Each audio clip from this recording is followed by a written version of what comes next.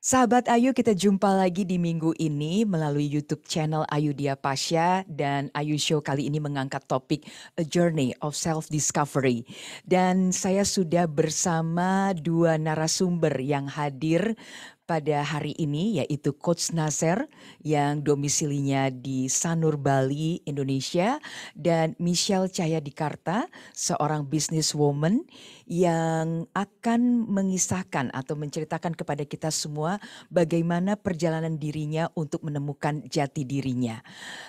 Michelle berhasil menemukan jati dirinya melalui program yang dibimbing oleh Coach Nasser.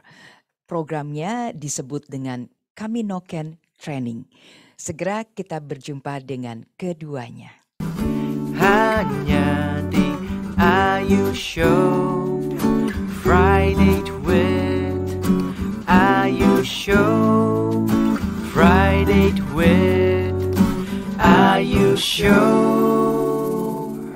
Baik, kita segera saja memulai perbincangan siang hari ini. Pasti sudah tidak sabar untuk mendengarkan inspirasi dari tamu kita. Kedua tamu kita hari ini. Pertama, saya ingin menyapa dulu kepada Coach Nasser. Hai Coach. Halo Ibu. Coach, our today's topic is about a journey of self-discovery. Why do you think it is very important? I think from my point of view, the two most important and precious things in life are two moments. The moment one is when we are born. And the second most important and precious present what we can have in life is when we find the purpose of our life. And I believe that we will never be able to find the purpose of our life if we don't know who we are. And for this, I think it's very important to discover ourselves first in order to know what we want and what is the purpose of our life. That's why I think it's very important to do a journey of self-discovery. Ya, saya juga setuju apa yang dikatakan oleh Coach Nasser. Pentingnya kita untuk mengetahui apa tujuan kita dalam hidup ini, terutama agar kita lebih bermanfaat untuk masyarakat. Nah, kemudian how did you find the Kaminoken training, Coach? How did I find the Kaminoken? I created the Kaminoken training out of my own life struggle. So it was never planned that I'm going to do something like this for other people. All I did was out of my own pain in life, out of my own struggle in life. I was so much confused about my own life. I wanted to know who I am. I grew up in Afghanistan. Due to the war, we had to leave our country and lost everything what we had in our country and everything, our whole identity, who we have been in our country. And I grew up in Germany under completely different circumstances. And life brought a lot of storms into my personal life, where I started asking myself, what is the purpose of life? And what is the purpose of my life? What is the reason why I'm here? So, and then when I was studying in university in Germany, I got very sick. I got diagnosed with multiple sclerosis, is an autoimmune illness.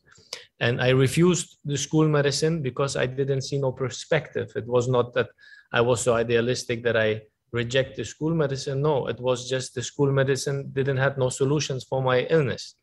So my father motivated me to go to China, because I was always into martial arts and I did Kung Fu, I did Judo a lot. And he said to me to go for the Chinese medicine because the aim of the Chinese medicine is to heal. The aim of the school medicine is to make profit. So go and find your way there. So I found the way and the starts of my training in China. And there I found the way for myself to heal myself and bring back my body and my mind and my soul into one balance and one align. Oke. Nah, seperti tadi kita dengar, ternyata banyak badai ya yang dialami oleh Coach Nasser dalam hidupnya hingga menjadikan Coach Nasser menjadi seperti sekarang dan menemukan the purpose of his life-nya. Di antaranya adalah karena adanya perang Rusia di Afghanistan, adanya kemiskinan dan hidup yang begitu kompleks, keluarganya kemudian pindah ke Hamburg, Jerman, dan di sana juga mengalami hidup yang sangat tough. Bahkan Coach Nasser pernah divonis hidupnya tinggal 2 sampai 3 tahun lagi karena menderita multiple sclerosis. Seperti tadi dikatakan, ada yang membisikkan kepada Coach Nasser untuk mencari pengobatan sampai ke China.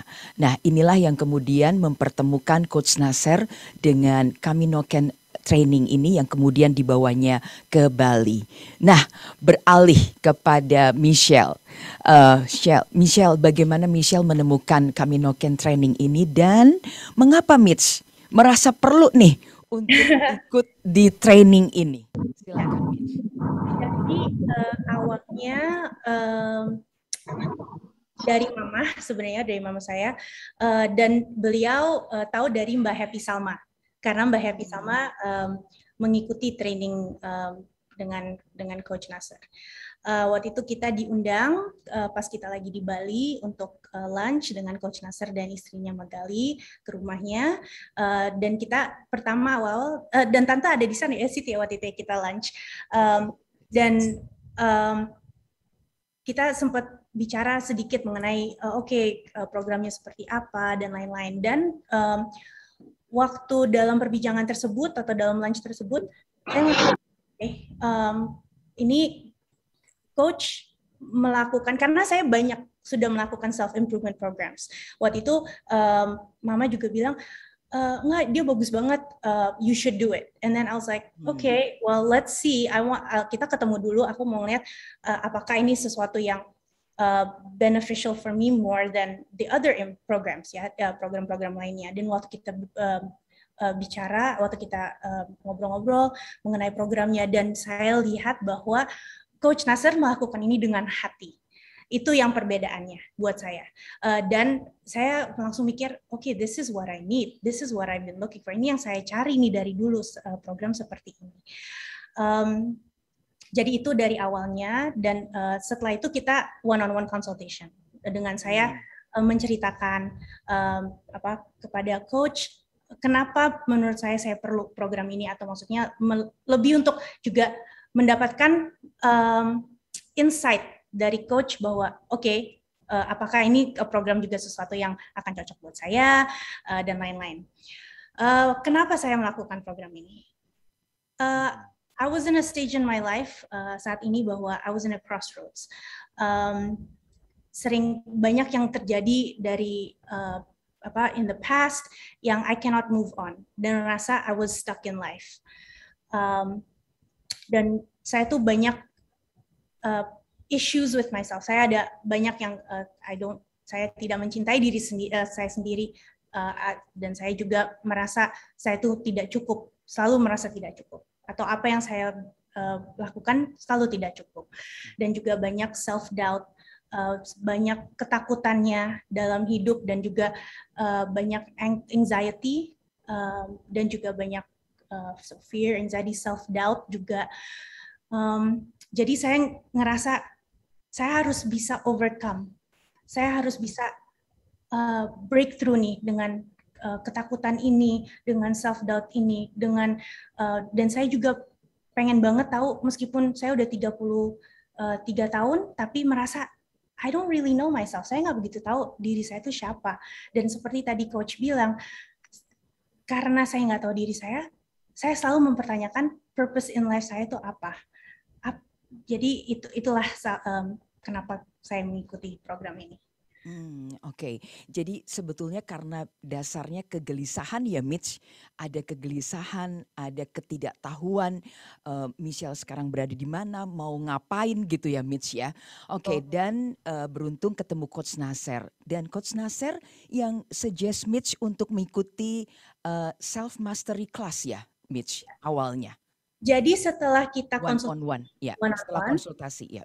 Jadi coach ada programnya 10 hari, 14 hari, 21 hari, 28 hari. Dan kebanyakan yang saya dengar orang-orang ngerjain 14 hari. Dan setelah saya juga menceritakan my issues or my challenges, let's say my challenges, beliau merekomendasikan saya melakukan 28 hari. Awalnya saya itu aja, dengar itu aja udah ketakutan duluan. Karena ngerasa pertama apakah bisa, ya kan? Terus pasti langsung saya langsung bilang gini, wah nggak tahu ya, saya bisa nggak ya nggak ngantor 28 hari itu lama sekali ya. So it's selalu kita ya dalam hidup saya juga jadi dari statement tersebut aja langsung mikir, okay, excuses. You always make the excuses first. Tapi kalau kita pikir-pikir sebenarnya, dan saya bisa bilang sekarang dengan confident, it's only 28 hari from the rest of your life. Karena it changed my life. Jadi kalau setelah kita one-on-one consultation, coach merekomendasikan saya melakukan 28 hari karena challenges that I have, dan juga untuk create habit, karena untuk create habit memerlukan 28 hari. Itu maksimal. Oke, jadi teman-teman, sahabat semua, Michelle ini adalah seorang businesswoman yang sekarang melanjutkan family business yang diberikan kepercayaan kepada Michelle. Nah, Coach, why do you suggest Michelle to follow self-mastery class for 28 days? Okay, so I have to explain this, why I have to go a little bit back to the philosophy of it. The thing is, why I suggested to Michelle 28 days, it's because I always look at the person who's in front of me, what is the relationship of this person to problems?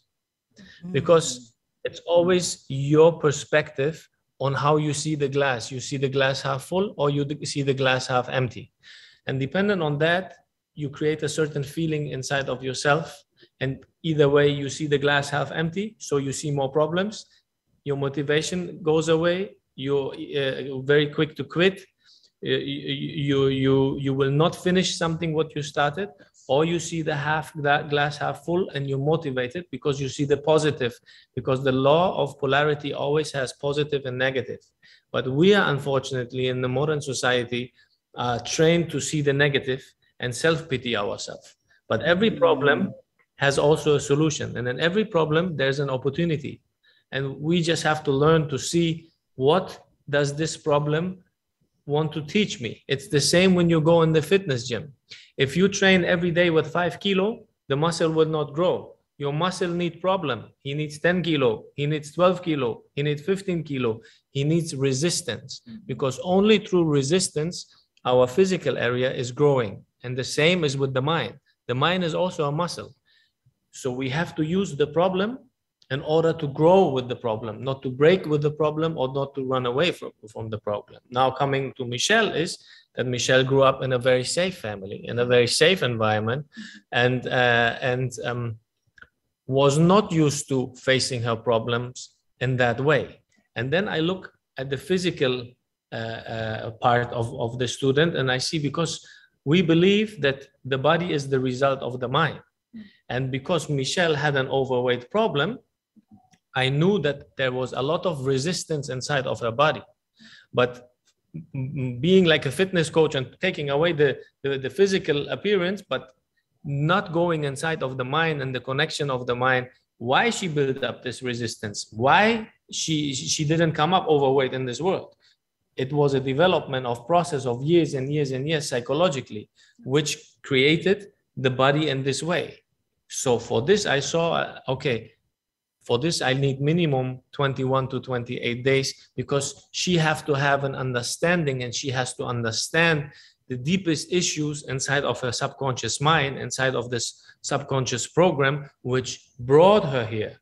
And then I have to create a habit and give her the tools in her hand, so she work on her issues and face them.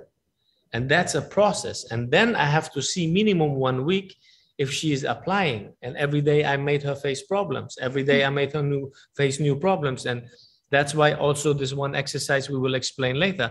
The main training is remaining calm in times of problems, remaining calm in times of fear, remaining calm in times of conflict. Because only when you remain calm, you don't do no mistakes.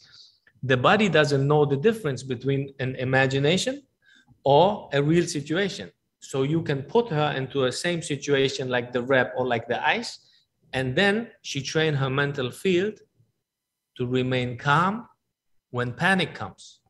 And that's why I knew that I have to go through a lot of areas with her so she has an understanding, and after the 28 days, she can follow up the program which I give her for 6 months. That was the reason. Okay, understand. Thank you, Coach, for your explanation. Dan Michelle tadi disampaikan kenapa dasarnya mengikuti program Self Mastery Class paling sedikit 21 sampai 28 hari.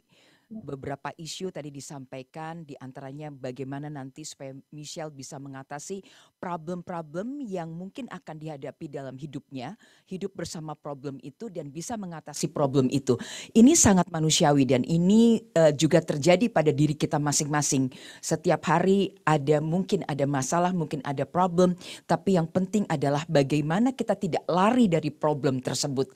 Itu yang salah satunya yang menjadi latihan yang diberikan oleh coach terhadap program Kami Noken ini terhadap Michelle selama 28 hari. Nah, sekarang kita lihat bagaimana video dari pelatihan ini dilakukan. Ini adalah video pertama yang menggambarkan berjalannya program ini pada minggu pertama dan minggu kedua.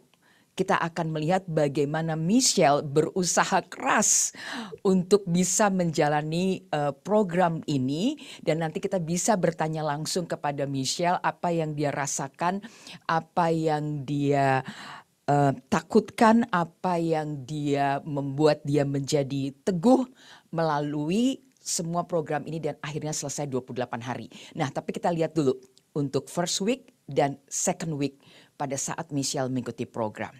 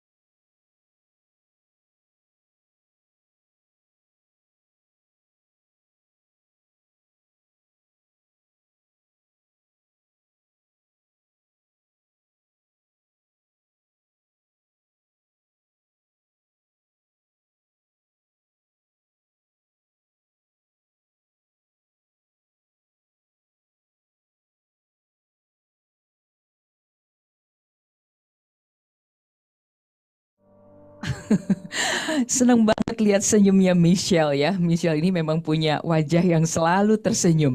Mitch, tapi tadi melihat bagaimana Michelle melalui program ini ya. Tadi saya catat ada Japanese dry swimming, ada physical exercise, ada ice bath, kemudian ada mental training juga. Jadi ini sepertinya perpaduan antara training terhadap fisik kita kepada mental kita dan juga spiritual kita ya Mitch ya. Dan tadi disebutkan juga oleh coach bahwa ada isu overweight Mitch. Nah, apakah ini yang dilakukan physical training ini diantaranya juga untuk bagaimana Michelle bisa menjadi lebih seimbang dalam berat tubuhnya. Boleh Mitch cerita pengalaman dan apa yang dirasakan selama mengikuti minggu pertama dan minggu kedua? Ya, emang saya udah sudah lama ya I have weight problems, saya overweight, dan saya tahu itu juga mengenai karena it's emotional eating, that's psychological too, and pastinya coach menggunakan lewat physical training untuk push kita karena mungkin di foto-fotonya nggak begitu kelihatan, tetapi pastinya waktu kita melakukan saya either Japanese dry swimming atau physical exercise apalagi atau yang itu lebih ke dua itu ya, untuk yang week 1 dan 2, pastinya ada rasa capek. Pasti ada rasa, itu yang pertama. Nah, kalau kita sendiri, kalau kita rasa capek, ini juga mungkin bisa diinikan kepada kehidupan. Kalau udah capek, oke, udah cukup, that's enough. Oke, aku akan stop. Tapi kan karena ini dengan coach, dia akan push terus, dan apa yang tidak ditampilkan di video atau ditampilkan di foto adalah I had emotional and mental breakdowns. Jadi waktu saya udah capek dan saya udah bilang oke, I'm done, udah selesai, saya sudah capek, udah nggak bisa lagi. Dia akan bilang his favorite word, Coach Nasr's favorite word is continue. Never stop ya. Jadi terus harus lanjut.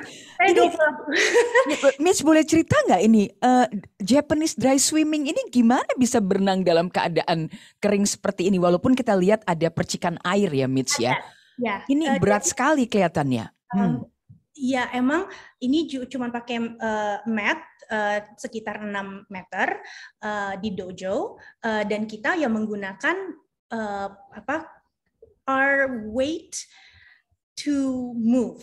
Jadi kita harus mencari alternatif. Sebenarnya tidak ada teknik yang it's exactly harus seperti ini. Tetapi kita harus gimana caranya mencari solusi untuk kita bisa bergerak. Terus bergerak, move on ya.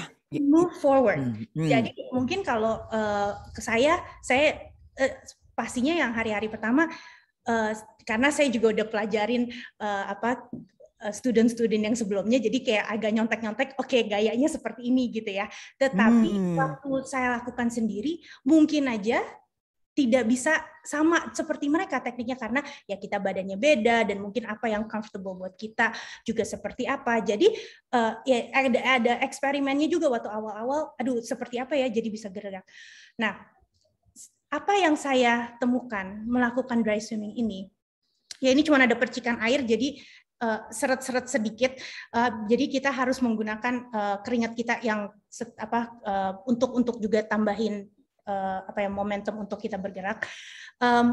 It's all in the mind, it's not the physical. Saya awalnya mikirnya, wah, gue gendut, gue nggak bakalan bisa dan nggak bisa banyak lakukannya, dan aku pasti akan capeknya udah pasti. Kita melakukan ini untuk 4 kali. Hari pertama kita melakukan 10, itu aja udah capek banget. Saya lakukan itu dalam 2 jam. Hari kedua ditambahkan ke 20, itu udah mau setengah mati. Dan di hari ketiga itu di mana saya ada emotional and mental breakdown. Saya harus melakukan 40, saya give up di lap 32, ronde. Nangis nggak Mitch saat itu waktu mental breakdown? Yes, itu nangis dengan maksudnya yang benar-benar saya ada keselnya ke diri sendiri karena saya orangnya perfeksionis.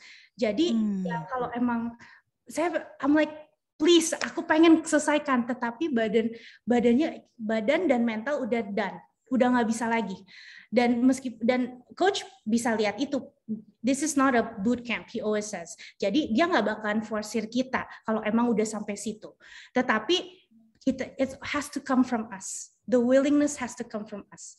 Jadi kemauan itu harus dari diri sendiri. Dan waktu 32, aku bilang, I cannot, udah nggak bisa. Dan itu setelah saya selesai 32 ronde itu yang saya give up, saya reflect diri. Kamar sendirian, karena kan nggak ada diambil handphonenya 14 hari. Jadi emang it's just me and my thoughts. Saya kesel sendiri, saya nggak bisa, I gave up. Tapi saya juga jadi mikir, in life saya juga begitu ya. Jadi kalau dikasih challenges dan saya tidak bisa dan saya udah capek sekali, I just give up or I just freeze. Udah, just stay in one spot. Udah, pokoknya saya takut fail, tapi saya juga takut nggak bisa selesaikan karena merasa tidak mampu dan hal-hal itu. Nah, waktu saya mengerjakan yang hari keempat dry swimming, sehari sebelumnya saya dikasih rest day karena emang benar-benar karena ada emotional mental breakdown, I needed a rest day. Nah, pas hari itu saya jadi mikir, besok gue akan harus dry swimming lagi nih. Dan kalau kemarin dikasih 40, berarti next gue akan dikasih mungkin 60 atau 70. Kemarin aja setengah mati, apalagi kita. Tapi apa yang saya ingin, saya juga dikasih buku mengenai subconscious mind. Dan itu di mana it clicks. I was like, it's about the mind, it's about the head. I'm like, jadi saya pikir this is not about physical. Aku harus iniin ke my mindset harus yang berubah, bukan it's about my physical. Karena through our mind kita bisa overcome anything. Jadi waktu hari keempatnya, I felt so good. I was like, okay, gue bisa. I was hyping myself. I was like, I'm gonna do this. Whatever like number dia akan kasih saya akan bisa. Karena juga di kepala sudah gue akan lakukan step by step, one at a time.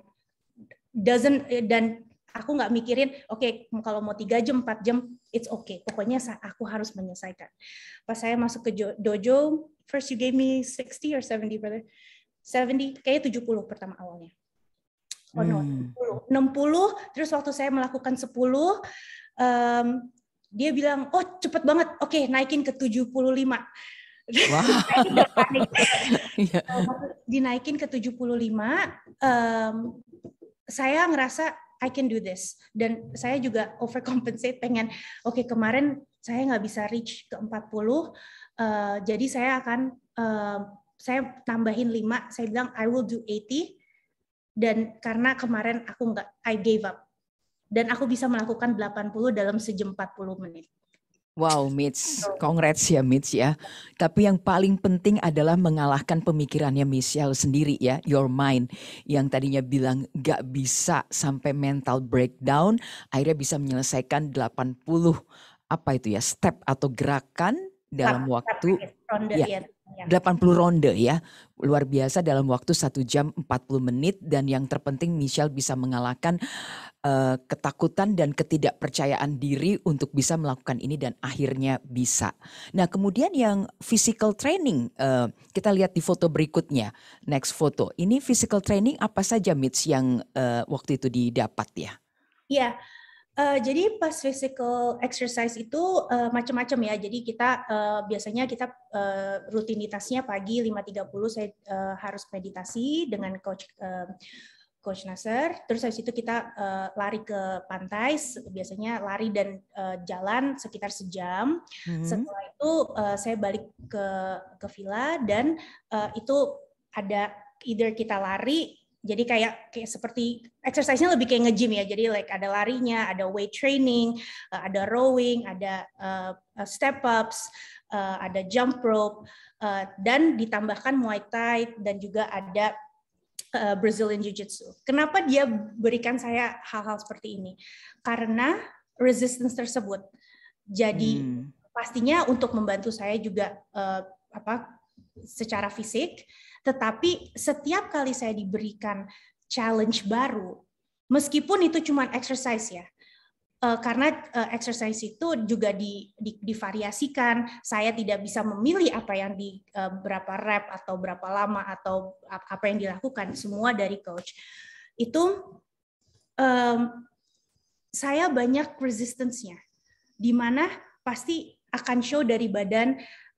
Kalau udah kecapean banget, ntar pasti ada excusesnya. Bukan excuses, tapi emang merasakan kakinya sakit, pengen muntah, atau keleyengan, pasti ada.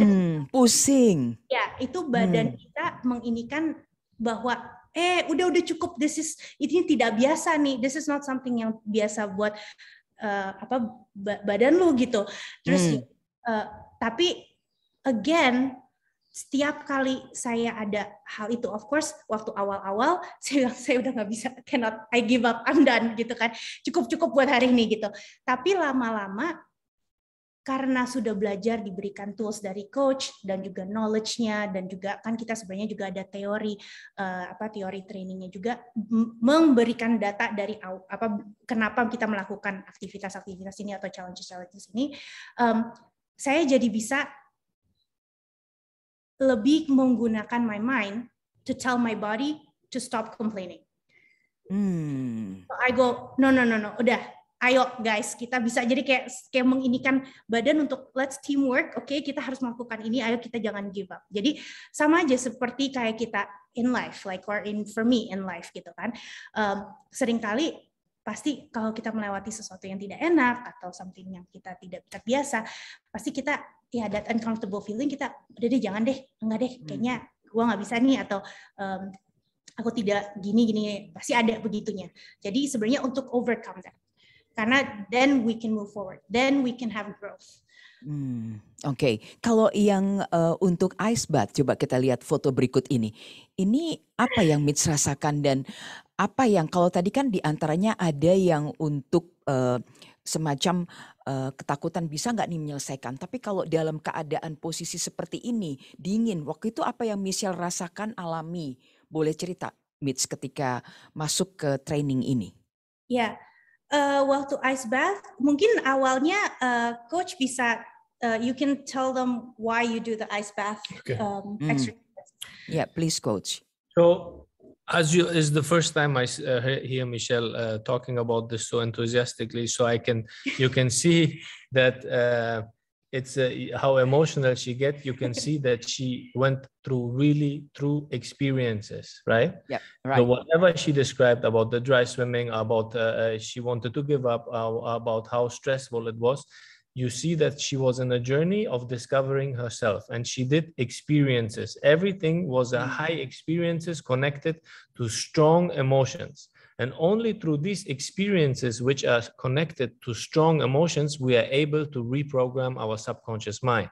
And that, coming back to your first question, why 28 days, you see she had a lot of experiences which were connected to strong emotions, as you can hear it now. And only through these experiences, we can override old bad experiences, through new experiences where she discovered again by herself, through herself, her strength. Nobody gives it to her, not me, not nobody else. She discovered on herself that she can do it. And then while we do the physical exercises, because I want to check up how much does she apply the things where she learned in the mental training, how much does she apply this in the physical or normal training when she go to Jakarta, when she go to the gym, and the same feeling come up, come stop this, come give up, don't do this. So she is starting becoming her own teacher. Now coming back to the ice bath, what you're asking, what the reason for the ice bath is, there's many reasons. One mental aim is through the ice bath.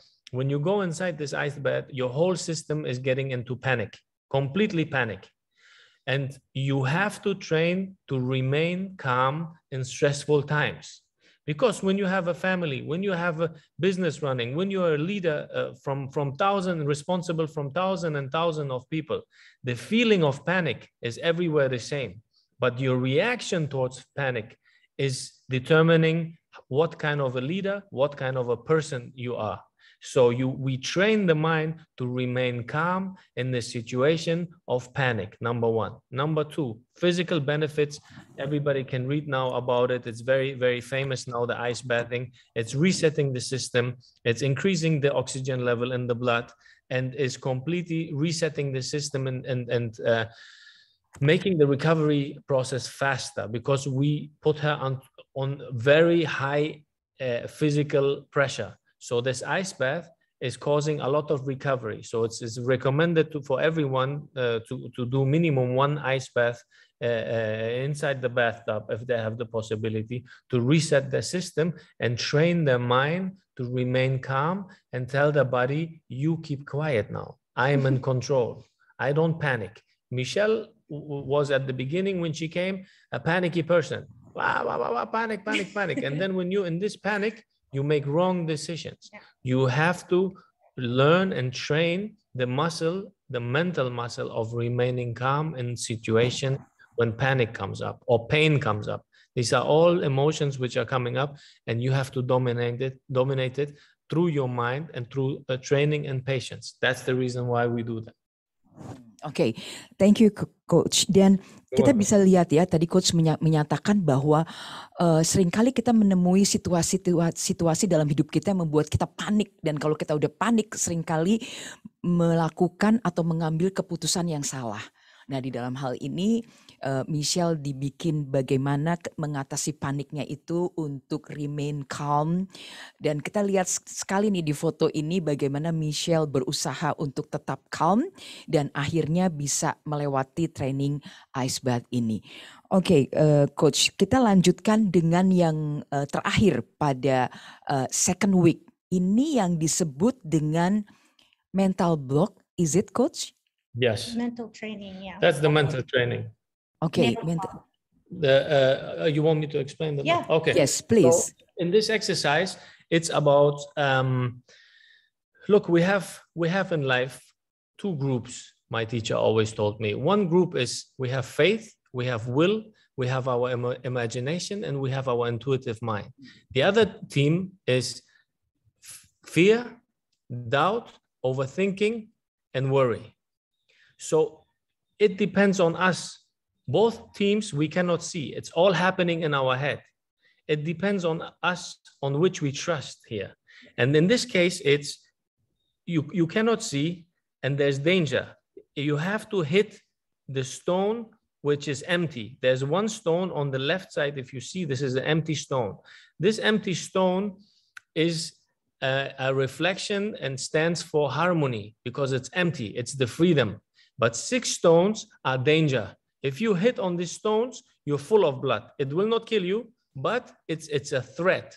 And our intuitive mind, our subconscious mind, always discovers danger and always discovers disharmony. The job of our subconscious mind is always to bring the whole system into harmony.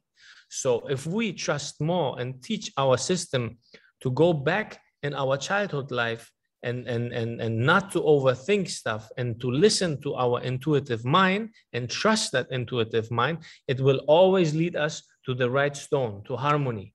And here Michelle had to choose which one is the harmony stone. If she would choose the wrong stone, which also happened to some of my students, they hit inside the needle. Because the moment if you listen to the ego and listen and overthink, you will hit the wrong stone. If you trust your gut feeling, the first impulse, and if you're in a harmony, you will feel and sense the harmony because your subconscious mind never wants you to hit danger or threat. The job of the subconscious mind is always to prevent you from bad people, from threat, from danger, and bring you always back to the state of harmony. So in this exercise, she's absolutely aware that there's threat, and she has to trust her intuitive mind because she cannot see something. And the more she trusts the intuitive mind, the more she is aware of this higher power. And if she hit the empty stone, she realized that there's something higher within herself, and she has to start. This is my wish, that the student then starts trusting more the gut feeling, training more the gut feeling, and understands that inside of us, there's much more than only our thinking mind and our logic and our intellectual mind, because this one is developed after we become 8 years old. Before that, we are completely driven by our subconscious mind. And my aim is to bring them back to the old state so they can trust more their gut feeling and to identify wrong and right decisions in their life. Oke. Terima kasih Coach. Jadi dari penjelasannya disampaikan bahwa kita itu mempunyai subconscious mind yang sebenarnya menjaga diri kita itu dari bahaya, dari ketakutan. Tapi kadang-kadang karena kita berpikir berlebihan, kita malah lebih percaya kepada pemikiran kita daripada intuisi kita. Nah, Mitch, gimana rasanya waktu harus memilih dari blok ini? Ada 7 blok kalau nggak salah. Kita lihat yang paling sebelah kiri itu kosong dari paku-paku, kemudian yang 6 lainnya itu penuh bahaya. Ya, itu ada paku-pakunya. Nah, bagaimana Mitch ketika menjalankan exercise atau training ini juga related dengan yang ice bath tadi? Silakan Mitch. Pastinya ini rasa yang pertama adalah takut and self doubt, karena seperti dilihat di foto, aku di blindfold, aku nggak bisa lihat apa-apa, dan jujur saya nggak mau kena paku. Pastinya karena saya pastinya sakit dan juga sayangkan tangannya. Tetapi sebenarnya lebih oke. And then waktu saya di blindfold itu ada di depan. So coach meng-guide bahwa you have to trust your intuitive mind. You have to trust your intuition. Jadi harus percaya sama intuisi kita ya, Mitch ya. Jadi apa yang sebenarnya karena ya seperti coach udah bilang, your subconscious mind akan menjaga kita, dan kita pasti juga ya semua orang pasti ada intuition. Jadi how I did it, I stayed calm. I breathe and I stayed calm and just follow my intuition, my instincts. And itu emang saya cukup sensitif orangnya, jadi ini bukan sesuatu yang super susah, tetapi meskipun bilang begitu, tetap saya juga ada beberapa kali saya overthink it, I overanalyze it, kayaknya situ masa kayak bener nggak ya, enggak ya, ini ya, gitu ya, pasti begitu. Tetapi saya selalu coba untuk draw back, and saya just breathe, stay calm, and trust it. And then untungnya saya tiap kali dapat baloknya yang benar. Karena percaya pada intuisinya ya, Mitch ya. Oke. Coach, sebelum kita lihat latihan apa yang dilakukan oleh Michelle pada minggu ketiga dan minggu keempat, saya ingin bertanya kepada Coach Nasser ya, bahwa what changes did you see from Michelle after she followed the first 2 weeks? Okay, the first 2 weeks, what changes I saw? Number one, I recognized and I saw that she realized that there's a higher power within herself. She realizes that it's her mental mindset which is dictating her body. Before, she was a slave of her body and she was a slave of her mind. So I discovered and saw that she understood the concept that she is the boss. She is setting the program. She is putting an increase of demand. She is the creator. This is what is the difference between us and the animals. We have the imagination. We can create our reality. The animals cannot do this, and this is a gift what God gave us, which makes us God-alike. Even we can create this in our mind, and she discovered that power inside of herself, that she can use her imagination and that she can dictate in her body with will, with discipline, and that she will not stop through pain or through short emotions which will disappear, because emotions come, emotions go. And she started becoming mastering her emotions. I always put her into very hard situations, and I provoked that emotion inside of her, and I wanted her to remain calm and let the emotion pass and then make a decision. And that was my goal, and this I discovered after 2 weeks. And of course, a lot of physical changes, but this is obvious. This is also in a fitness studio with a fitness coach, you can do that. But for me, it was important. How is her reaction towards emotions? That is my main goal for it. The other one was a benefit, what I saw in the 2 weeks. Oke, bagus sekali Coach Mitch. Jadi ternyata menurut Coach pada 2 minggu pelatihan, Mitch sudah bisa mengatasi ketakutannya, sudah bisa mengendalikan dirinya, mampu mempunyai kepercayaan diri.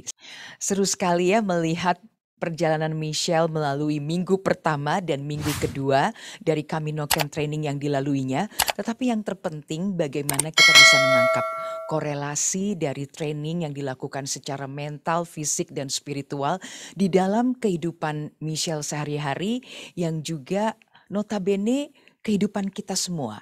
Seringkali kita merasa panik, seringkali kita menemui ketakutan, seringkali kita menemui rasa tidak percaya diri ketika masuk ke wilayah baru atau peluang baru atau tantangan baru yang belum pernah kita lalui. Nah, apakah Michelle berhasil melampaui minggu ketiga dan minggu keempat dan berhasil menyelesaikan 28 hari self-mastery class Camino Camp Training? Ikuti Ayu Show minggu depan. Sampai jumpa. Hanya di Ayu Show.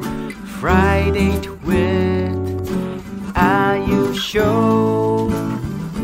Hanya di Ayu Show.